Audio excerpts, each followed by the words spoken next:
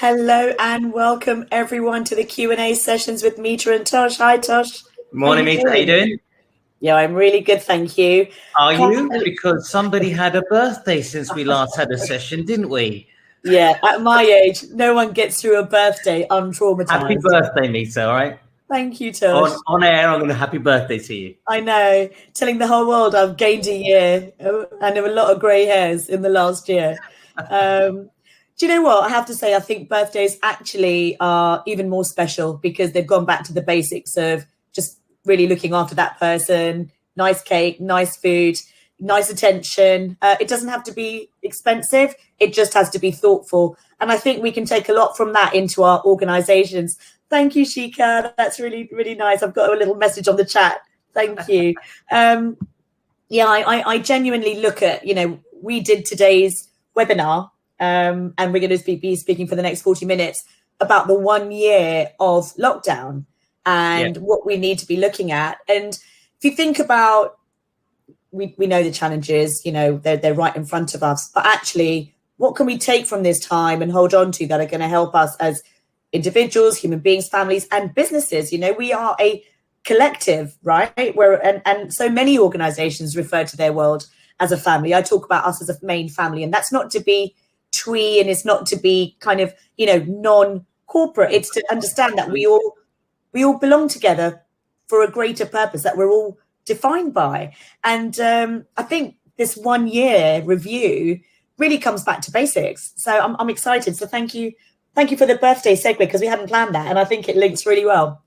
It's about keeping it authentic. About the last year. I think we've all realised what we're capable of.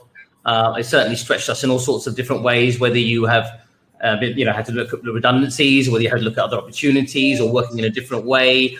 We also found out that most employers were lying for the last forever. You can work from home. Yes. And you can work from home effectively. But you don't know what you don't know. Say again? You don't know what you don't know, and so many employers. Right. When we're forced with a challenge, we have to then overcome it, and we realise that actually there are other ways of doing things. So that's definitely another lesson that we've learned over the last 12 months. Yeah, and I think it's built that trust and confidence between employers and employees, and for all the challenges that that remote working has created, one of the wins is that there's a broader amount of trust, autonomy, and actually people are flourishing and going beyond what their employer might have even expected of them. So there are definitely two sides to this coin, and what we're hoping to do in the next 30 minutes is cover some of those areas. So shall we do a quick bit of housekeeping and then cover the topics, Tosh? Yeah. So let me start with the usual bit, which is that our chat box is on the right. If you've got any questions as you go through it, please put them in there. Our promise to you is always to answer every single question during this live Q&A session. And if somehow, on the very rare occasion, we run out of time, because it's a 40-minute session, then we will do a recording to answer those questions afterwards. So please don't be shy. And if you are shy, call us afterwards. Some of you have taken us up on that offer. Just give us a ring. Our contact details are there. We'll happily talk you through without any obligation, whatever the situation is. And we're happy to help. There's literally no obligation. If it helps, that's why we're here. Indeed. And to further that approach and to ensure that we are helping, as always, we have a poll that we're running during the session. So if you haven't had a chance to put your thoughts into that poll, please have a look. The question today is, what is the biggest time drain for you right now? So as a business owner or a people leader, you are going to be pushed and pulled. You have your objectives, but as we know, something always comes up out of the blue that you weren't expecting. And really, these things that are coming up, if they're coming up more and more, it's not about being reactive. It's actually thinking about what you can put in place proactively to prevent them coming up again in the future at such a scale. So the 4 areas we have are furloughed employees, hybrid working solutions, redundancy processes, and people's productivity and well-being. And so far, we have got in the most time drain to the least time drain. Biggest time drain is people, productivity and well-being at 40%. So that's nearly half, Tosh. That's very interesting. It makes sense, right? It's certainly become a very, very top of the agenda for a lot of employers, and certainly in things that are out there in terms of the workplace at the moment, isn't it? Yeah, we are looking a lot at remote working skills. We're looking a lot at mental well-being. So something we can do going forward, or if you're interested in talking more about getting some solutions, just give us a call. We can certainly help with that. The second one is hybrid working solutions. So I would take that, Tosh, as thinking about the future and something we're going to cover, how to create the hybrid plan. What do you think? Yeah, it's certainly it's a combination of working from home, working in an office, if that's still a requirement. It certainly is a requirement for a lot of employers. And I suppose we're going to go through, what are the circumstances where we can make employees come into the workplace? What is the situation with the vaccine and all those sorts of things? So we're covering all those things as well. You and I often have quite a dichotomy in how we look at the situation. And I'm very Mr. Stick in terms of, what they need to do this because the company needs to do that. And you're kind of, well, hang on. We also need to look at the other side, which is the more happy they are, the more productive they are, the more likely they're going to meet outcomes that the employer wants in the first place. Yeah, so that balance, I think, is right. Yeah, and I really, value our polar expertises, but also our collaborative understanding of that they can become a win-win from those polar positions. As long as we understand that I'm right and you're wrong, yes. Or I'm right and you're right if it's what I'm saying. Hands in the air, backing away. What's quite nice as well is we've had a lot of feedback on that, actually. So hopefully what we can do is create the debate, create the alternatives, and then you as an attendee and a viewer can work out what sits right for you and your organization along that scale. Absolutely. There's no one size fits all, but we can typically give you an overall advice, and then certain things you'll just make it bespoke to your circumstances. So redundancy processes comes in third so hybrid working solutions was the third. Redundancy process comes in at 10%, and then furloughed employees comes in at 5%. So and that's probably because this deadline isn't now, right, Tosh? I suppose it's two things, Meeta. You know what? We've been pulled and pushed with furloughs for quite a while now, haven't we? It's coming to an end in October. Absolutely no extension. Okay, we're going to extend it a little bit. Okay, that's it. It's March. We're done. We're not finished. Okay, maybe a little bit more to April. And now the latest is we're looking at it going to the summer. I'm not quite sure whether they've got a specified date yet. You and I were talking about that before this. But it's extending. I think we've got used to telling our staff, or companies have got used to telling staff, look, we'll keep it going until this. But at that time, this is what might happen. Oh, look, they've extended it. So again, we're in the same situation. At that time, this is what will happen. So I think they're just used to it now, aren't they? Yeah, they certainly are. We are, and I think whether it's the end of April or the end of June or whatever Rishi does, we have the same approach. So our 4 areas are how to support your long-term furlough workers. It doesn't seem to be taking up a lot of time. However, it could be a bomb waiting to go off. We can talk about what the impact could be on your organization and on your people, both on furlough and working.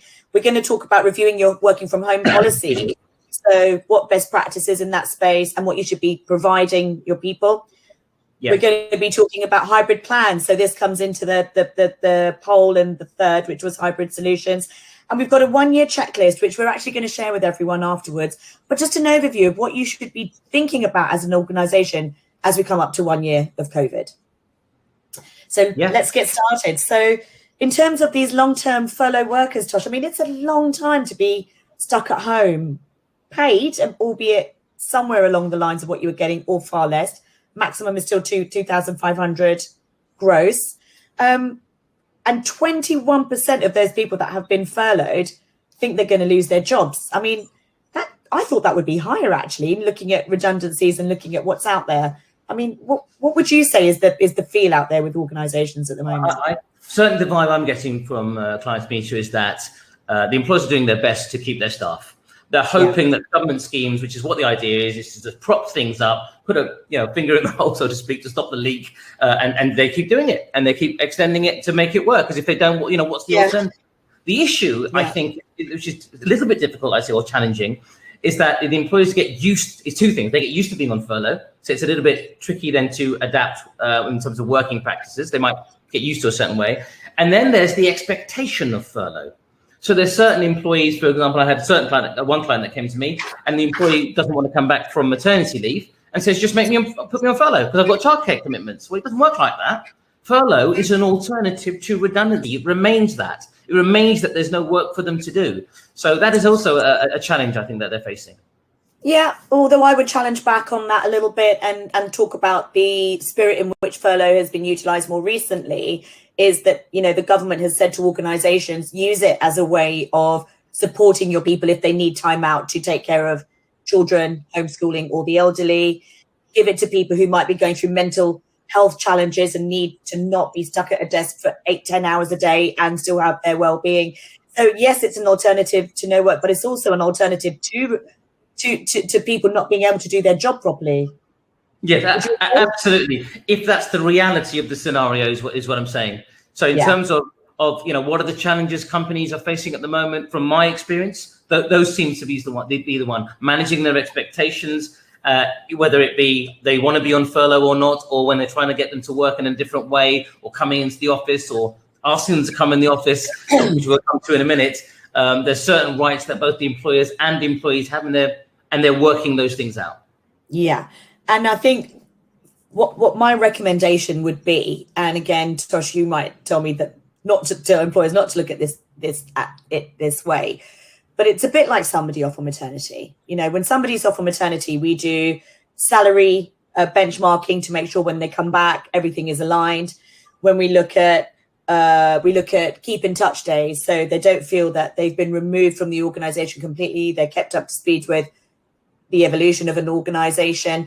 And actually, if there's training or anything that you can give your people, because if they've been off for a year, they're going to be rusty. And there's going to be a bit of a fear of these employees of, can I still do the job? So what I would say is communicate with your people. Make sure you have some empathy. There's this feeling of them and us a little bit. People who are working are thinking, oh, they've had a year off, paid year off. Those people who are at home furloughed are thinking, well, they've been able to work, they've been able to show their, prove their value, they've had that job security. So what we want to do as organizations is establish who you're keeping and who you're letting go, establish whether you need to do those redundancies now or you're going to keep those people on hold until the end of furlough, and then start having a furloughed and working assimilation, like start bringing your people together. And I think soft skills training, and something where our training arm is really busy on, is upskilling people on how to utilize Teams, for example. You know, we've got the guys that are using it and want to get better at it. We've got those people working from home saying, well, I don't actually know how to work from home effectively.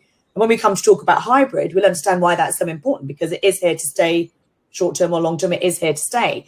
And then what I found is just to sort of jump on the back of what you're saying there, is we speak the same language, but we might be using different dictionaries. And effectively, it means communicating in an open, transparent way and let the employee know where you're coming from. Look, obviously, as a lawyer, I'm all about employee rights and employer rights. But for me, this forum is giving the power to employers or management to be able to make decisions. You know, we've still got a business to run. And if people are not going to effectively support that in a way that makes, you know, I'm always talking about the ones that are being difficult, perhaps, and the ones that are in genuine circumstances. But if they're making it, not helping the circumstances, what employers need to know what they can do about it. Yeah. And absolutely right is that you have your small percentage that you will have the challenges with, usually the majority working and furloughed who take the support, may challenge, but come along on the journey. And then some people that are falling off and aren't quite there, you know, and might need to be brought along, or you agree that your paths no longer align and you have to say goodbye to each other. I think it's really important for employers to, as I said, know what their strategy is, know how these people who are furloughed may or may not fit into it. So you've got a plan A, a plan B, but you've done the thinking, and then, you know, delegate this out. It doesn't all have to come from the leader. It can be delegated out to managers with an agenda, with some touch points. But ultimately, what I want for you as employers is for you to have the choice of the right people in your organization at the end of this, not people deselecting themselves and you having to go back into the talent pooling, pipelining, hiring, and recruit. I mean, we love that because as a consultancy specializing in talent attraction, you know, we love to partner with our clients, but for the right reasons, not because people left that you didn't want to see go. Yeah, absolutely. You know, so if we're saying our the key takeaway from this issue of what to do with your long-term furlough employees is keep them in the loop, let them know what's going on, be open, transparent about what your plan of action is, and it's okay if it changes. Because again, presumably if something's changing because of the circumstances, well, you were being reasonable about it. That we don't want a situation where they're saying they're being kept in the dark. They create an issue of mistrust. They're not communicating effectively, and that's where things start to go a bit sour. So nip those things in the bud, or if you're already reaching those types of scenarios, then contact us, because that's a more direct, in-depth conversation that needs to be had, right? Absolutely. And if you have a situation that's going on right now, just put it on the chat box, because I often find that with dealing with specific scenarios, it solves everyone's challenges out there, because everyone can take from it. So please, don't feel shy about bringing up your specific challenge. 20 to 30 minutes of what you take from here hopefully will give you a lot of clarity on what to do going forward. That's what these sessions are about. So the other thing I would say is that, remember, training is something you can offer your people and they'll be paid on furlough. So it won't cost you any more in terms of paying for them. Their salary costs will be covered by furlough, but obviously there is a cost of training. But again, we're really finding some really cost-effective ways and time-effective ways of offering that training out. So talk to me. I'm actually running some pro bono training as well. So if there's a way that we can help you, just let us know what your problem is and we'll find a solution. Yeah, absolutely. Please ask. Don't worry about, there's no catch or anything of that nature. I can't say it enough. Yeah. So we have a question from the group. Can you make pregnant employees redundant? You can make anybody redundant where there's no longer a requirement for that particular job, right? So the issue really comes down to your selection process, why that person's being selected and so forth. So Shania's asked that question. So the issue with pregnancy employees is yes, absolutely. You can make a pregnant employee redundant. Why not? Just as you can who's somebody from an ethnic minority or disability or sexual orientation, as long as that isn't the reason that you're making them redundant. Also, employees coming back from maternity leave they trump everybody else, in fact, at the moment, as the law stands. So they have the right to return to the same job or something similar if that's not available. But yes, the short answer is yes, as long as you're clear that the reason for her selection. So the question is this: if she wasn't pregnant, would she still have been selected? Well, if the answer is yes, well then it's a genuine and fair redundancy, irrespective of her pregnancy. Yes. Hope that answers the question clearly. Really good point, because so often people think that is just a ring fence, but ultimately it is what the business's objectives are, and it's, as you said, and it's being really clear on that, isn't it? It's really documenting everything. It's being clear, Meeta, not on what you're not doing, but what you are doing. So if somebody goes, oh, it's because I'm pregnant. Well, it's not because of that reason. This is why we're doing it. Yeah. And that's the way you're able to make a fair decision. Yeah. Okay. So I think we should move forward to the remote reviewing your work from home policies and what best practices. And do we feel that this links into how to create a hybrid plan? Because surely part of the hybrid plan is making sure that your work from home policies are correct. What do you think, Tosh? Yeah, I mean, it's got to be a combination of both, isn't it, Meeta? Because different employees are going to have different challenges. You just raised the issue earlier, working from home with kids, or they don't feel safe coming into work still, even though you put COVID measures in place, and even though the vaccine's rolling out, don't forget, the vaccine is not a replacement for the prevention measures in place. It doesn't mean take the vaccine, you don't wear a mask, you don't do social distancing and all the other bits and pieces. It's an add-on, right?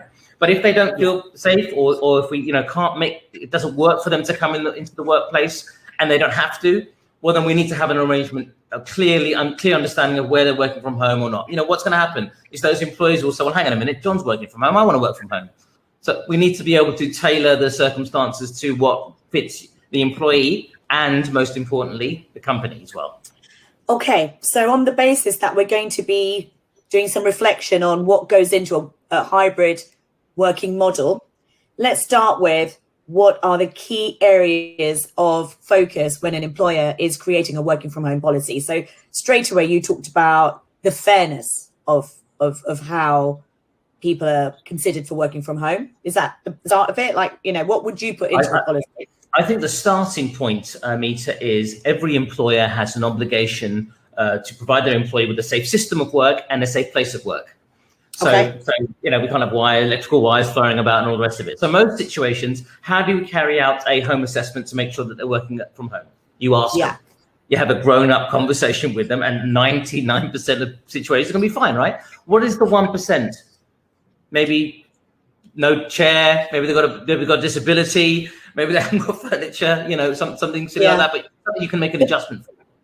So the 1% is what takes up 80% of the time, though, right? So that's always the laws of business, is the small challenges take up all the time. So, for example, if we're looking at working from home and, you have a sensible grown-up conversation with the employee, there were going to be finance directors who were saying, yeah, but you need the right insurances, and you could get sued for this and you could get sued for that. So how can an employer make sure they are supporting but also are protected as an organization? So they don't need those insurances when they're at home. It's not the same as in an office where there's clients walking through or members of the public or anything like this. They're home, right? Okay. So those types of things are not in place. And from a legal point of view, if the employee says, I'm fine, there's no issue, that's fine. You're not obligated to take additional steps to say, well, I'm not sure if I believe that person. Let's go and pay them a visit and see if it's okay. So we can assume it. The issue will be if they bring up challenges and you don't know how to deal with it. So perhaps they've got a disability and they can't work from home in an effective way. Or perhaps they've got kids at home and then we need to figure out what the circumstances are. The starting point, I think, generally, is if we're talking about a hybrid situation, is can we get them into work? And the way to do that is to make sure that they're COVID secure. COVID secure is government. There's 14 different government guidelines on different types of workplaces and what you need to have. Literally a checklist for different types of industries. Okay, so that's the number one. So show them your assessment of what you've done. We're going to have the vaccine rolling out soon as well. No, it's running out now, and eventually that will also be an additional. I've had mine. I got my vaccine. Go. I'm still standing. Yeah. So the issue will be, if an employee is refusing to come into work and we're wanting them to come into the workplace, well, why? It needs to be a reasonable reason to not come in, Meeta. So if employers do insist on it and they refuse to, well, that might be like any other situation. They're not being, employee is paid when they're ready, willing, and able to work. If those factors are not in place, well, then they aren't paid in the normal way. There might be some other scenario. Could even be disciplinary. Yeah. So this is more looking at the half in, half out mindset, or when people are coming in and when people are at home. In terms of work from home, you mentioned about their setup, the health and safety. We talked about the ergonomic checklist. So again, employees could be providing a sheet. We've actually done a webinar on that, haven't we, about people working from home. And then I think the best practice element is much more at manager to team member level, is the checking in, making sure that the policy has been adopted and double checked, making sure that people are able to be productive and have well-being from that. And on the basis that we're going to have this hybrid approach that we're going to talk more about, helping people understand what's expected of them at home, at work, or if it's the same regardless. Like every organization will have a different approach to that, but it's getting that clarity, isn't it? Yeah, and you know what? I'm sorry to keep saying it like a stuck record every week. It's what's reasonable. And what is reasonable, apart from being a lawyer's dream word to argue in court, reasonable is what you can justify. Why are we saying this is what needs to happen? It's for these sorts of reasons. So I think ultimately there's a lot of overthinking that can be put into play with it. But the reality is keep it simple. That means what is necessary for them to perform their duties, and can we reasonably accommodate that or not? Yeah. And see, we've just got a question from Hannah, which is perfect, Hannah, because these are the things that, we wouldn't think about, but somebody calls up and says, hey, and you're like, God, I didn't think of that. Are we obligated to pay for staff's heating or broadband if they're working from home? So I think I know the answer to that. Tosh, do you have a thought? Go ahead.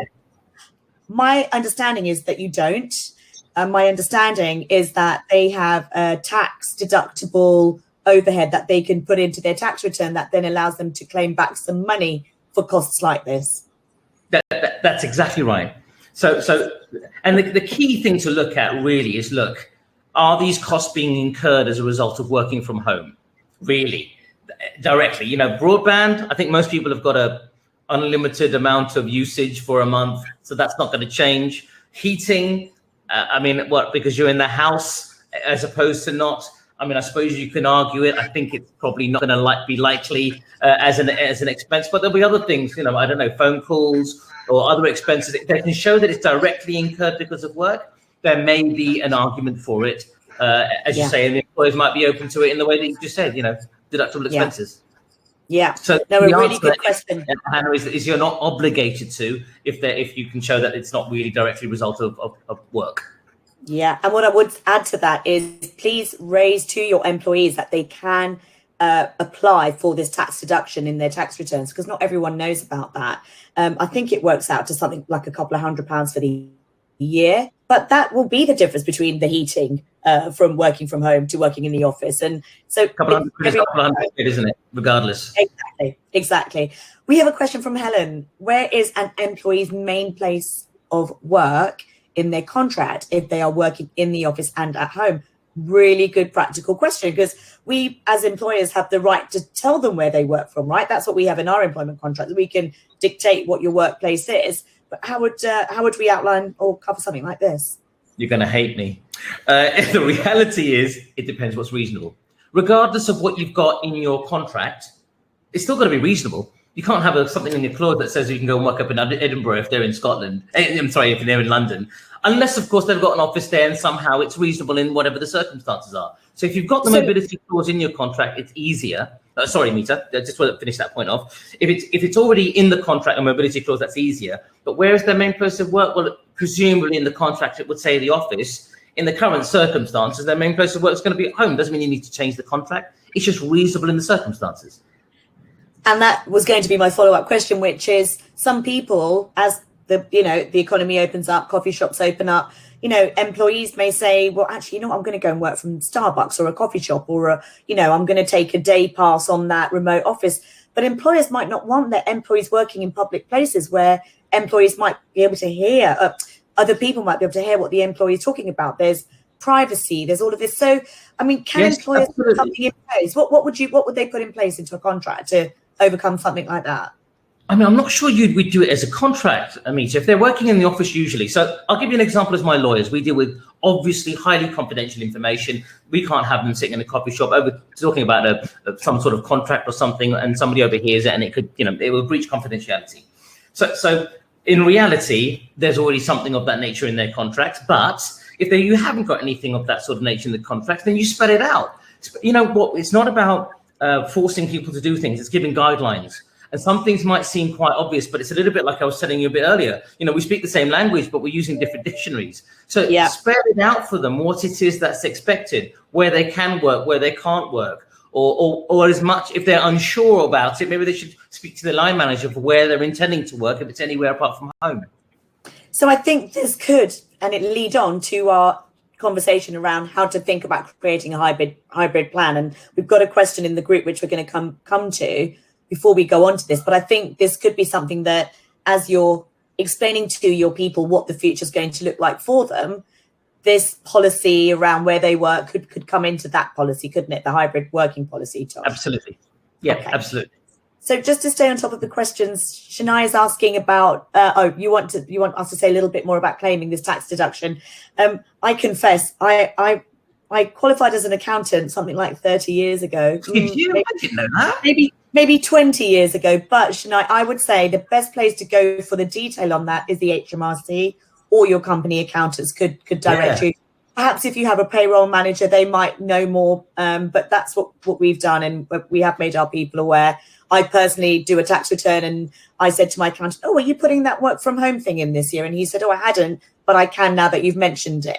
So I do think it's worth just raising it, because in the last tax year, April to April, people had definitely been at home for the majority. So there are some rules around it, but I wouldn't want to give you the clarity on that, because I don't know the exact work. Yeah. What you said, Meeta, go to your accountant, Shania. They will definitely work for you. Don't sit on the waiting on the phone to speak to them HMRC, who won't really care that much. Presumably, they'll give you some general advice. Yeah. You want something specific to your scenario, so definitely speak to your accountant, please. Yeah, and Maureen has said that their payroll provider is paying this through wages, and it can be paid as a non-tax deductible payment. So that's brilliant. I love it when we're sharing knowledge and expertise everyone can take away and apply immediately. Makes this time, it makes this time really useful. So let's move on to this hybrid plan. So I've heard a lot about employers saying that there's, I did a talk on mental well-being, and there was a question from an employee who said,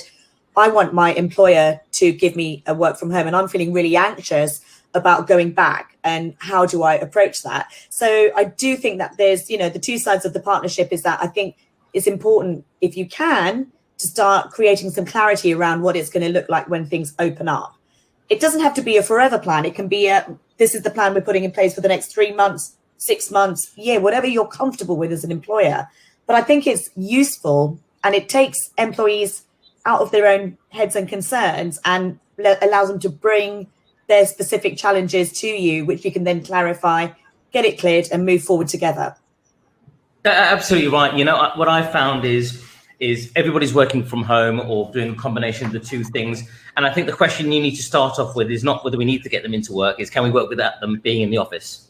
Can they work remotely if it works effectively? I know from my own circumstances we can do, but it's not preferable. Why is it not preferable? Because when you're in the office, you have a different kind of hub. You hear each other talking, you turn around and you have some ideas about things. We have a conversation about something. I know you can do it on Teams. I know you can do it on whatever platform you're using. It's just not the same. It's like you and me going for a drink together, Meeta. You know, we can do it over Teams or Webinar Jam, which is what this is. But it's not the same as sitting together. There's different nuances that come out of being together and having those conversations, which does impact on work. Definitely does. Yeah. I think one thing that's really important to be mindful of, actually two things. Number one, the Prime Minister hasn't even mentioned people going back to the office. And I think what's an understanding is that economic recovery can be achieved with people being based at home for some of the time.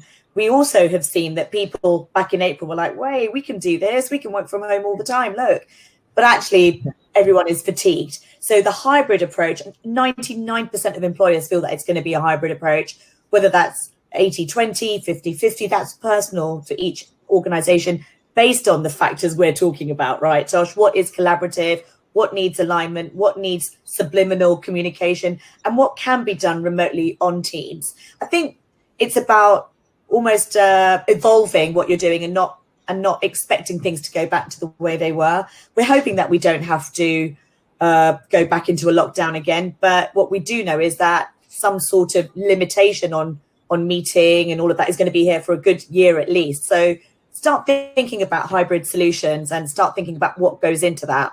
Meeta, can we go a bit more in depth into that? So, for example, I've gone fully virtual now. Everyone's working remotely. In fact, we got rid of our officers, everybody, including our admin staff, have all got a set up in that way, right? Yeah. You have, on the other hand, have a system where you've got partly working in office, partly working from home. No. And I'm wondering whether you do a rotation of some sort. So at the moment, since January, we've all been working at home. What we do have is a hub. And what we've said to our people is that you are allowed to go and work from the office if it helps your mental well-being. Because obviously the lockdown is all around physical well-being, but that is then manifesting in some mental health challenges. So what we've said is there's a safety procedure that everybody has to follow, whether you're vaccinated or not. And after that, these are the rules. So as we reopen and the rules of how many in an office, how far apart you can be, what I believe the hybrid solution will create are two things. One is the rules of health and safety in an office, how many people can attend. And for that, you need to have a system, a diary system or something that is, mistake proof, because otherwise you'll be turning people away at the door, or you're going to get too many people in and it becomes a health and safety issue. Yeah. Secondly, is the expectation of employees. So get their job description right, get their productivity expectations right, and agree what good looks like with each one. You can have a blanket, but then I think the manager will have to agree with each one. Do we know where we stand? Are you understanding what we've agreed with you?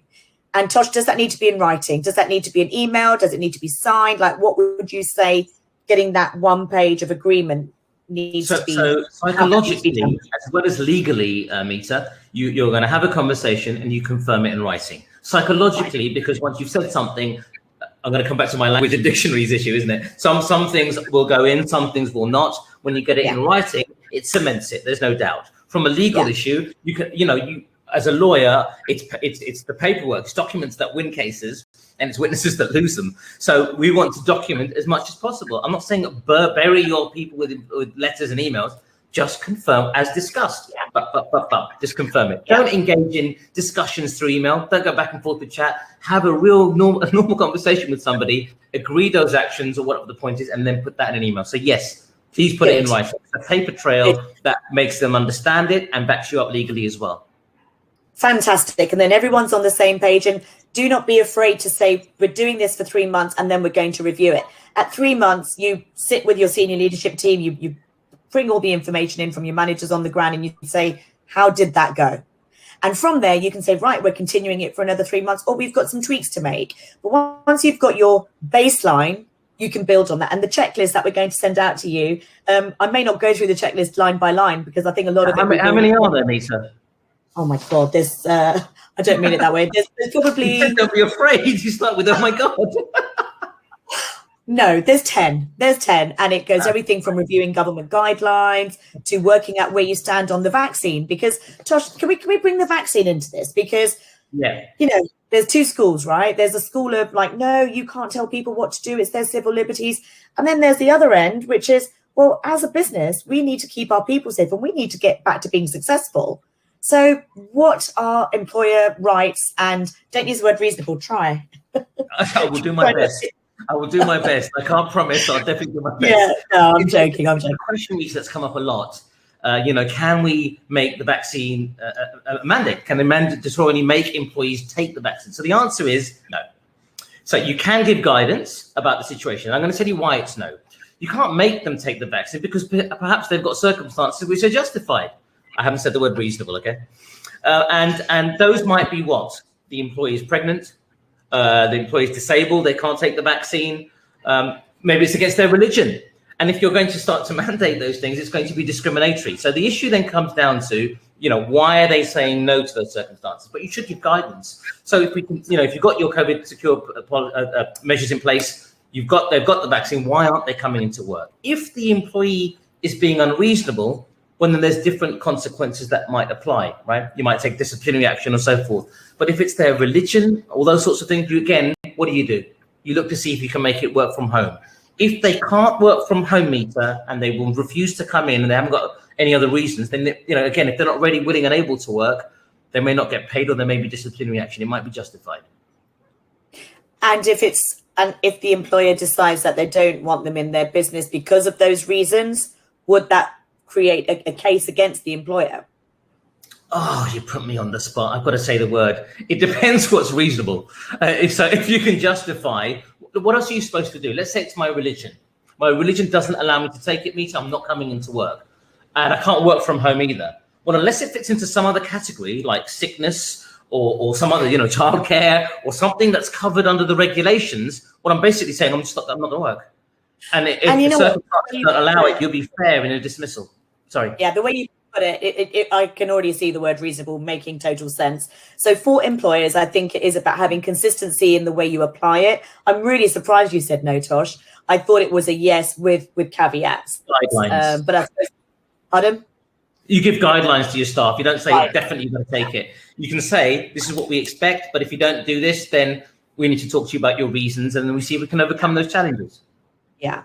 I just wanted to say to everyone that if you are thinking about creating a strategy or even thinking about your approach for how you work out the hybrid working, again, reach out to Tosh and I. We're working with organizations at the moment to help them work through the steps, work out what the communications are, if they need to do surveys on it, really bringing their people along on the journey so it doesn't feel like it's going to become another problem. It actually is giving answers, creating solutions, facilitating people to be successful and happy at work. And I think the poll says it all, 55% of what is the biggest time drain is people, productivity and well-being. So if we can put something in place and preempt that, then hopefully you're utilizing your time and your employer responsibilities really well. And also, you know what, even if it's not in our area of expertise, maybe we know somebody that does. So regarding that tax issue, Shania, if somehow you don't have an accountant or access to somebody, call us. We'll put you in touch with our own, that no obligation whatsoever. They'll just help you. So, use the resources that are there. We've got another question there, by the way. We have another question. We have another question. We're going to come to you in just 1 second, Hannah. Tosh, I'm looking at the clock and it is winding down. Yeah, that's why I quickly jumped over to the question, yeah. What we'll do is we'll get the 1 year COVID checklist out to everyone with the recording of today's webinar. We've talked about pretty much everything on the checklist, but use this as a kind of walkthrough guide to make sure you've thought about what to think about.